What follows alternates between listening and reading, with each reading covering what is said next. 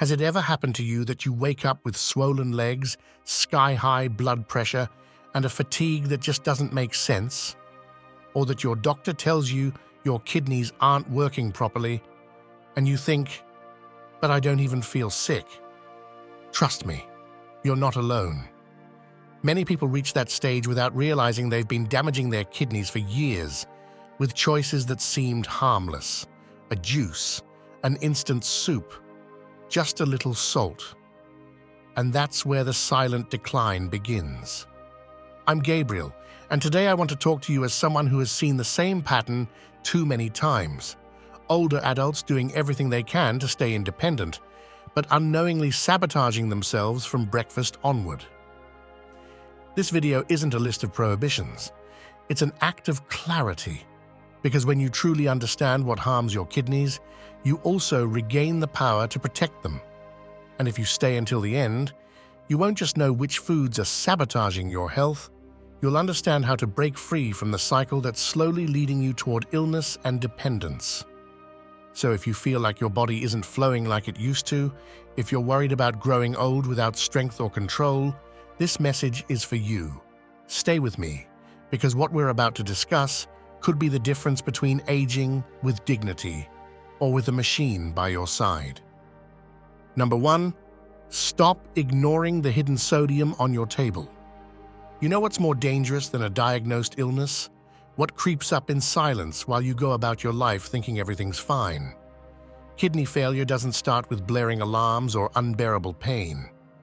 It begins in the everyday, in what seems harmless, in routines no one questions.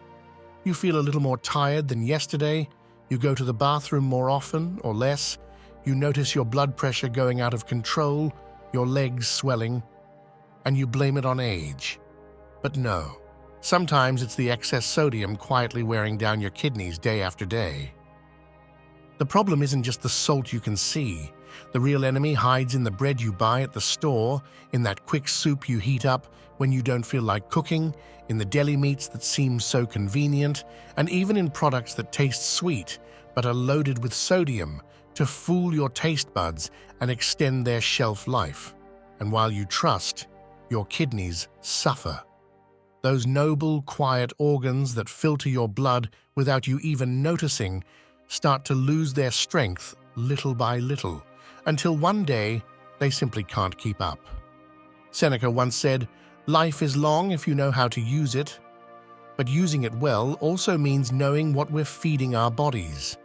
In modern medicine, they call it a silent disease, but the Stoics would call it negligence of the soul. Because when we choose the easy way without questioning the consequences, we're not being free. We're becoming slaves to comfort and impulse. The studies are clear. High sodium intake is linked to progressive kidney damage, even in people without hypertension. This means you don't have to wait for a grim diagnosis to start taking care of yourself.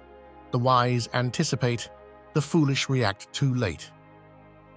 In Ayurvedic medicine, the salty taste is associated with the water element, but in excess, it stirs the body's fluids and throws the kidneys off balance.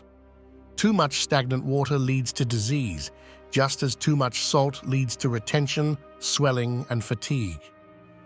Balance isn't a suggestion, it's a law of life. Today, I want you to ask yourself, what do you eat without thinking? What habits have you normalized that could be weakening your organs?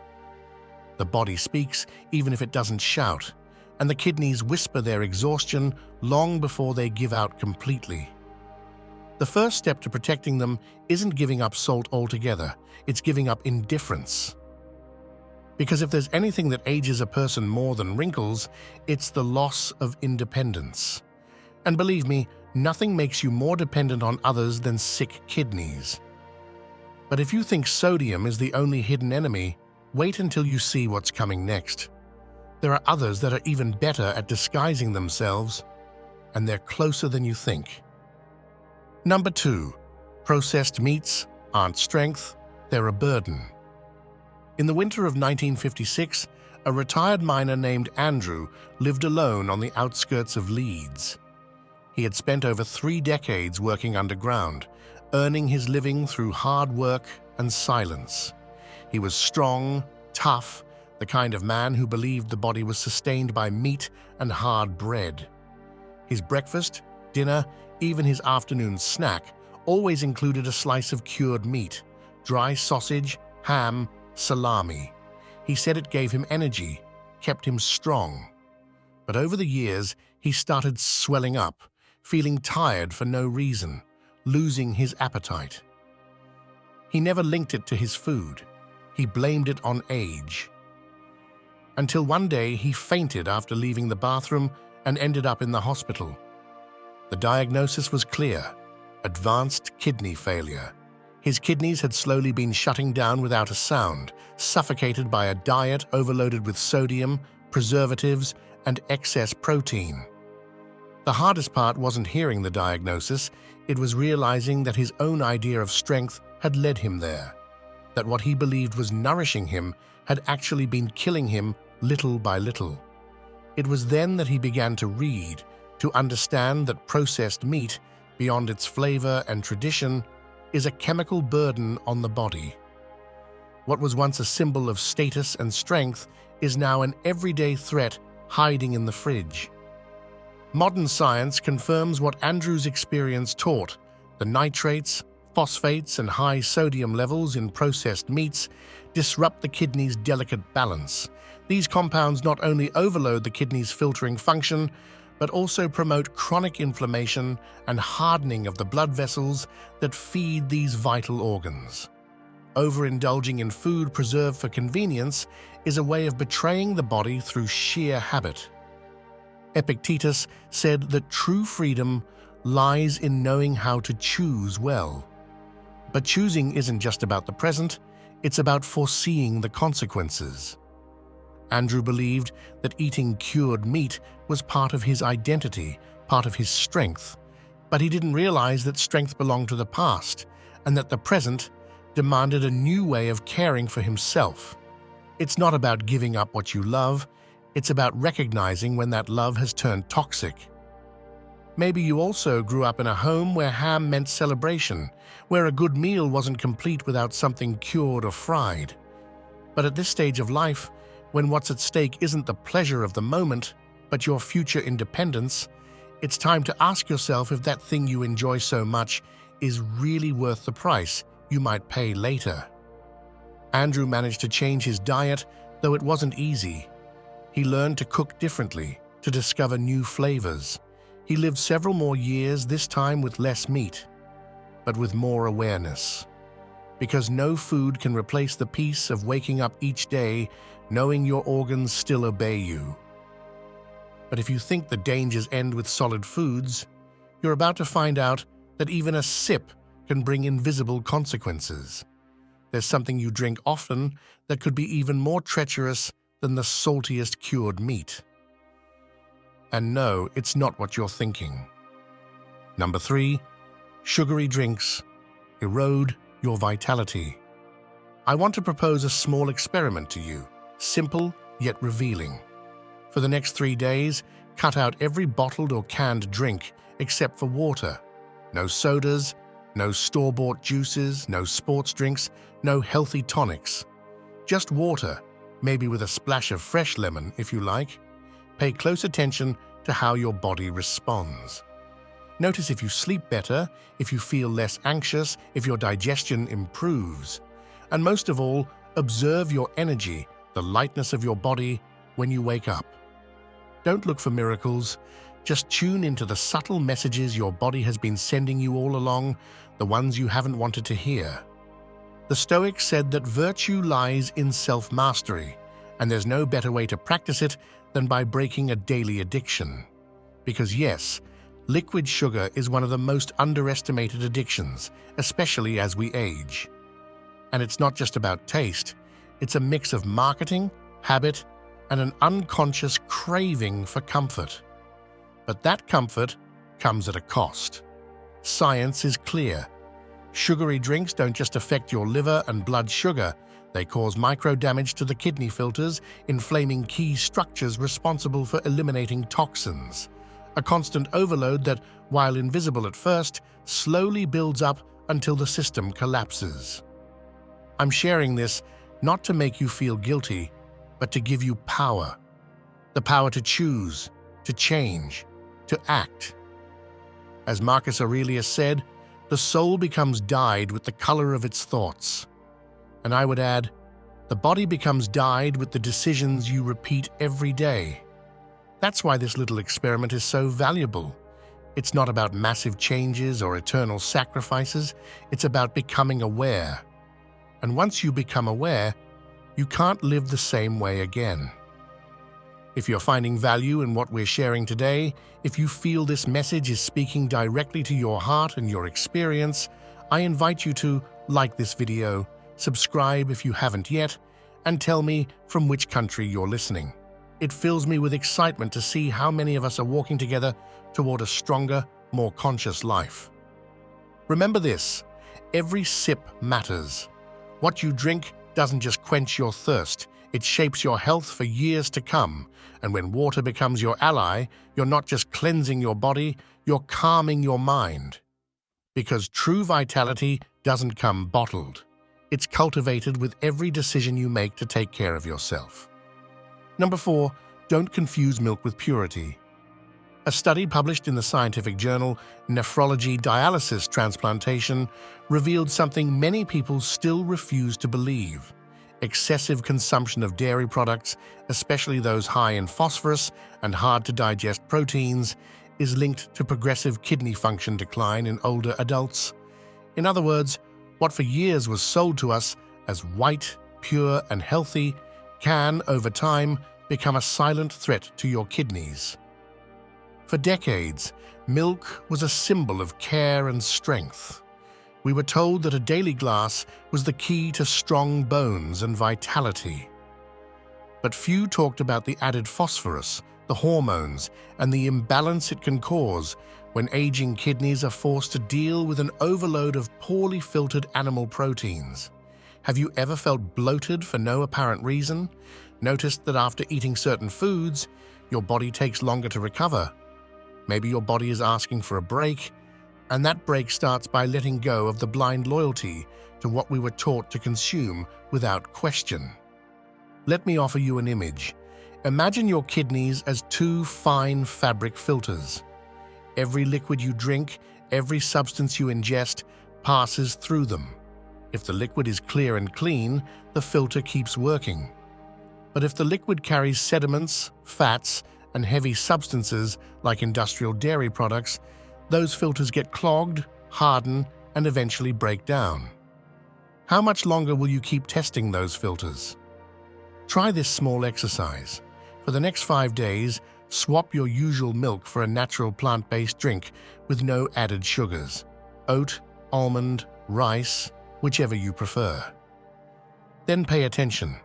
Notice your digestion, your energy levels after eating, the bloating in your belly, even the clarity of your mind when you wake up. The body doesn't lie. It just needs you to start listening. The Stoics spoke of apatheia, that state of serenity where the body and soul are undisturbed. It's not indifference, it's balance. And you can't reach that balance if your body is locked in a constant internal battle against what you consume. Ask yourself today, what are you clinging to out of habit, even though your body can no longer handle it? Letting go of milk isn't betraying your history. It's the beginning of a new chapter, where purity isn't about whiteness, but about what allows you to live more lightly, free from invisible burdens, free from unnecessary weight. Sometimes the most damaging myths come with a taste we were taught to call home. Number 5. White bread. Doesn't nourish you, it steals your life. When we talk about the silent enemies of health, there's one that many consider harmless out of sheer habit. White bread.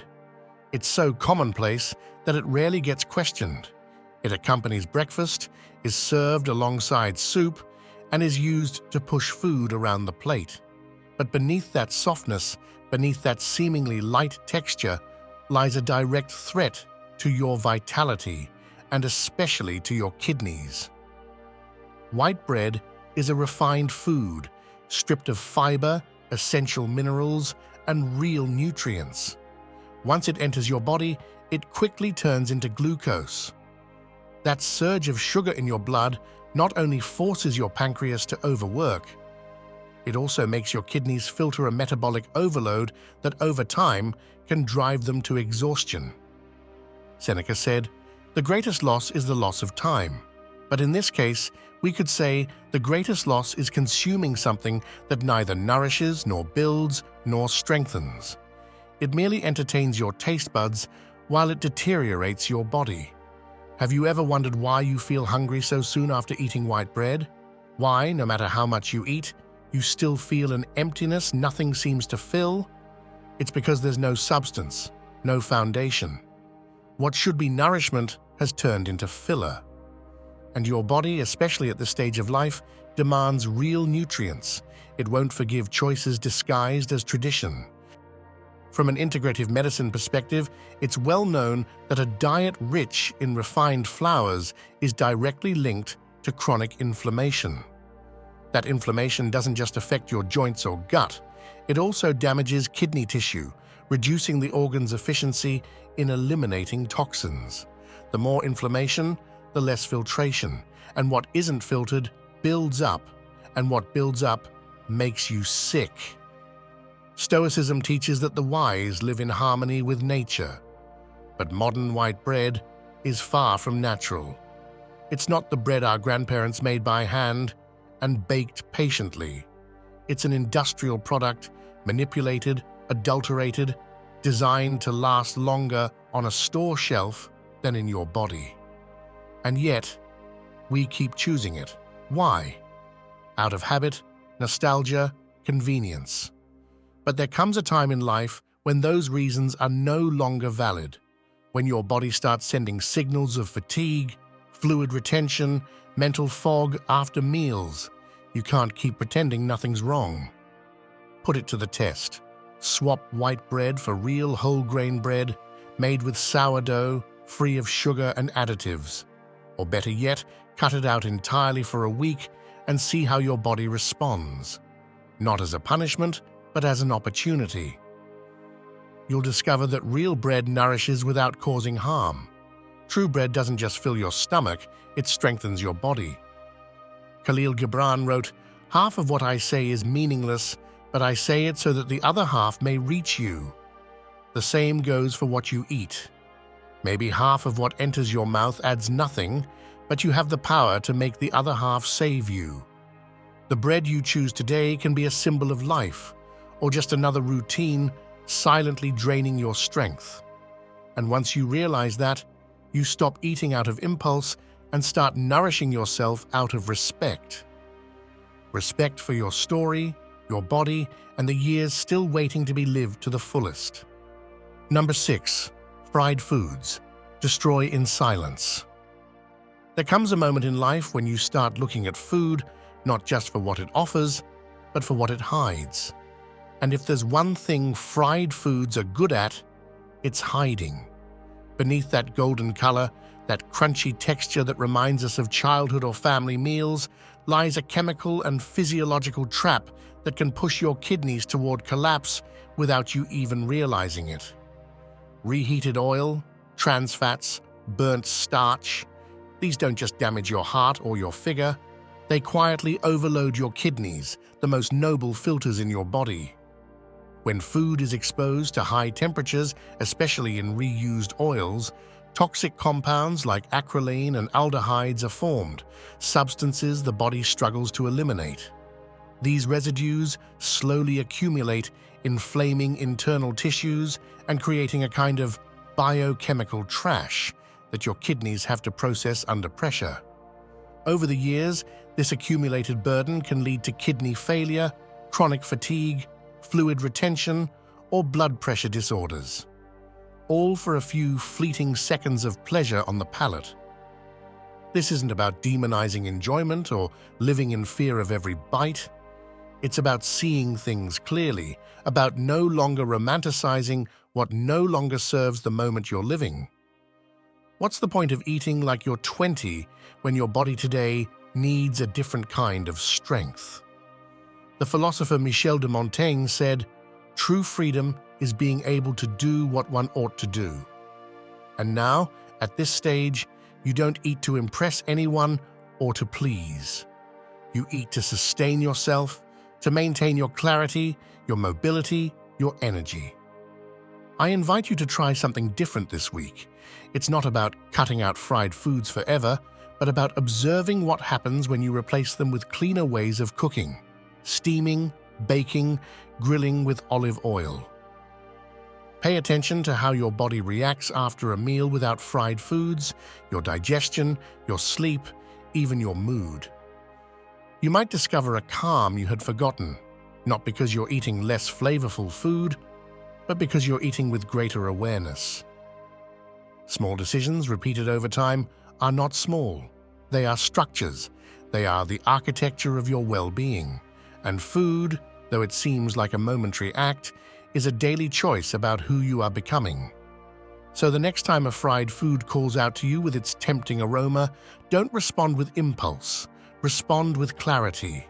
Remember that every decision that honors your body today is a promise kept to the future you, and few things bring more peace than that silent coherence.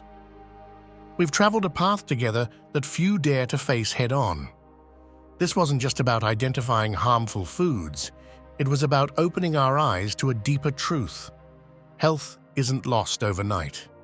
It slips away through small acts of neglect, habit, and resignation. But it can also be reclaimed, with awareness, with intention, and with the silent power of a firm decision.